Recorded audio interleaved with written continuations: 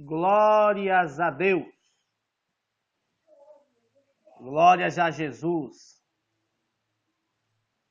Glórias ao Espírito. Que não são três. É um só. Não existe três deuses, existe três manifestações de tempo sobre o nosso Deus. Ele é Espírito. Amém? Graça e paz para todos. Irmão Máximo, mais uma vez, querendo compartilhar com o corpo de Cristo do mundo inteiro, inclusive da minha cidade, uma porção das Escrituras. Tentarei ser o mais lógico possível para que os irmãos possam assim compreender. E depois pegar a tua palavra, a tua Bíblia, a tua escrita na sua casa e conferir. Amém? O livro que eu quero dizer para os irmãos é 2 Tessalonicenses, capítulo 2. Este livro, um livro pequeno, 6, 7 capítulos. Um livro que foi dividido em duas partes. Duas partes. Uma carta que foi dividida em duas partes. E foi dividida com o propósito de não facilitar o seu entendimento.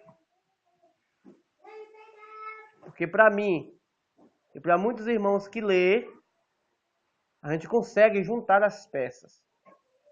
Mas para a maioria que não lê, que não examina, que só ouve massagem de ego, mensagem de ego, e repete erroneamente aquilo que aprendeu, ele não consegue entender, por exemplo, a carta aos Tessalonicenses. Amém? O capítulo 2, Paulo, Shaul, pequeno, querido apóstolo, irmão Paulo, ele começa dizendo, no que diz respeito à vinda de Cristo e a nossa reunião com Ele, que ninguém vos exorte, a quem não vos movei facilmente o vosso entendimento.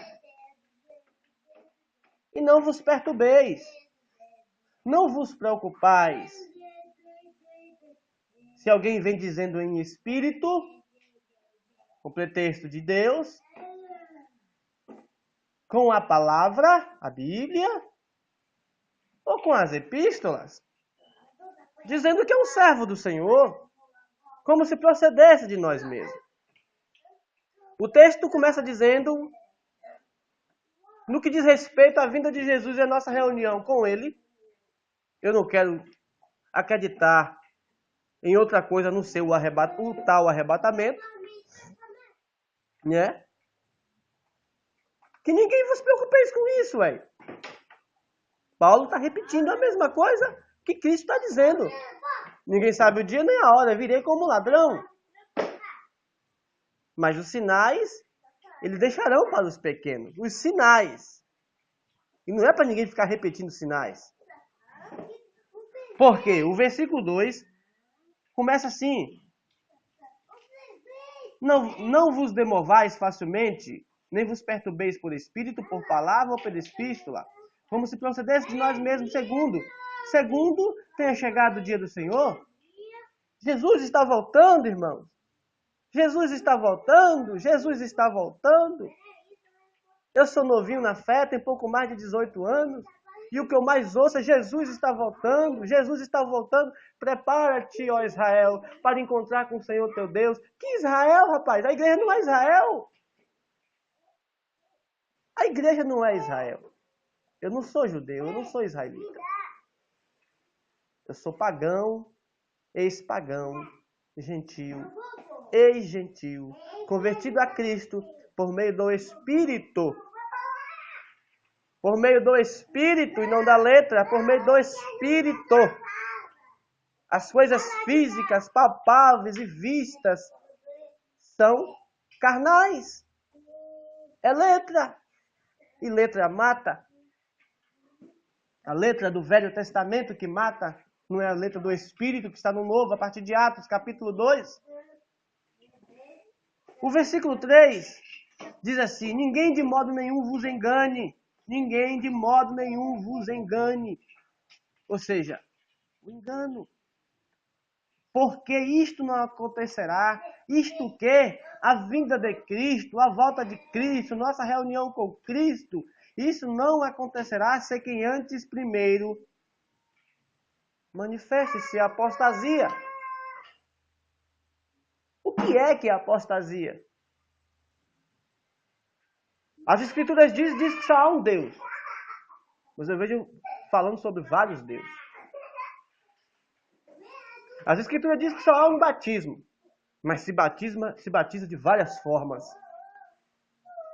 As Escrituras diz que há um só Espírito.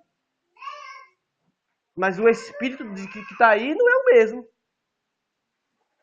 Porque a um revela de uma forma, a outra o mesmo assunto de outra forma.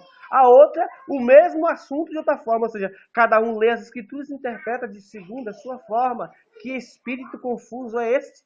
Se há um só Espírito? Então, como eu disse no começo, Tessalonicenses 2 e Tessalonicenses 1, a respeito de arrebatamento e vinda de Jesus, é o mesmo assunto. Não são dois assuntos distintos para você ficar confuso. Tessalonicenses 1, Tessalonicenses 2, Mateus 24, os últimos versículos, está falando de vinda de Cristo.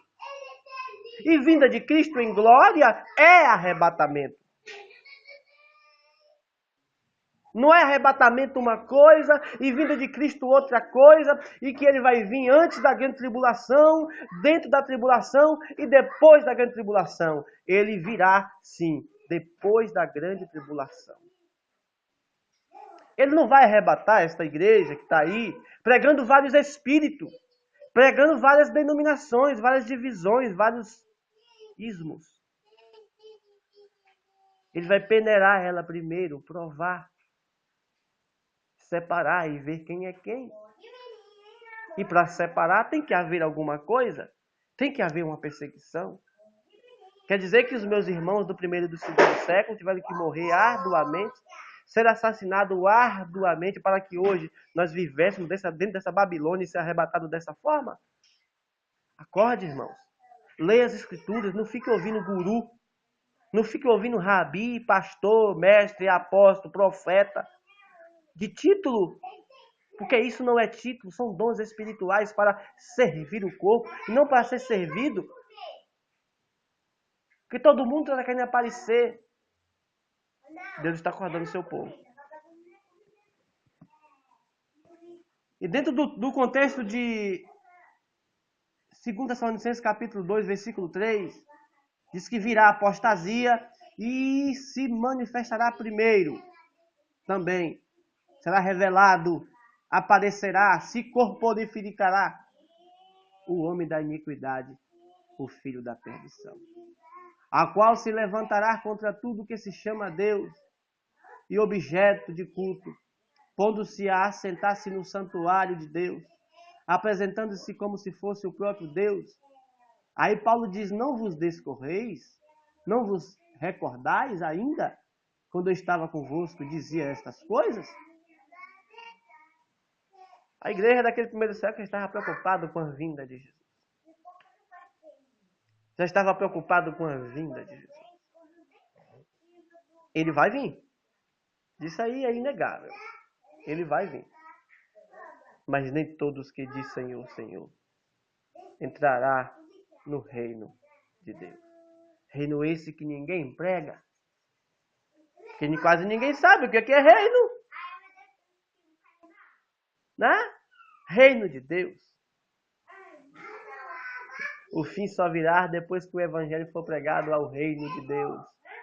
Pelas duas testemunhas, Elias e Moisés. Aí o fim virá.